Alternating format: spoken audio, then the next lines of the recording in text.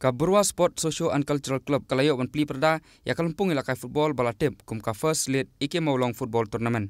Ya bala pelong Hamadan Yong Kasnong Berwa. Ya kan ya Kalampung la pli dau MLA ke Umroi konstituensi uba George B Lengdo kum Ukongsan uba deru ukun jong uba Ike Maulong. Harangkat gajing don langru presiden ka sport club uba penskamlang lambang urang ba Kasnong Berwa uba KW Shela.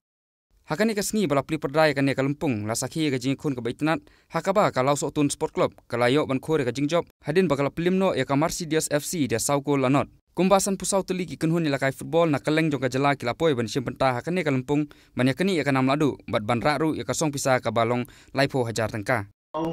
Yang nong yalam ujongi balik haswa kedua jong bleng berbela ino sibun ba kikam sedin na kamta jungi ban pertu ban na kamta jungi ban budin na kapor syakapor.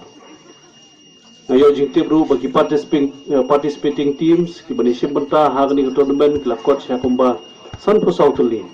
Bakalong gajing persingan je ke tournament bagajing tumu ke jongka bat kamtam kajing angnut jong kisamla nang ni po berwa pan wanra ke tournament ke bajok.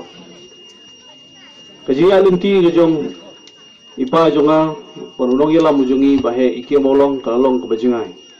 Nadu bai simti gong yalam hakasin ning kong no stem nyopu ar hadu bai naklat no stem arja pra kani kadong kathain ri boy ke jongi la ai i ke jikasyan ke bapura na kapor syakapo bun ba ke wala kersyan ni don ru gimom sim la kersyan ndre ke jing e kalong markum ju iki baro markum nong yalam laya hakalenti jong ke jing trisitong bat menta ki pai ba wan hadin sipusnem bai lakran no ru ne kidang kenma we kanam bat ki kam ki jong e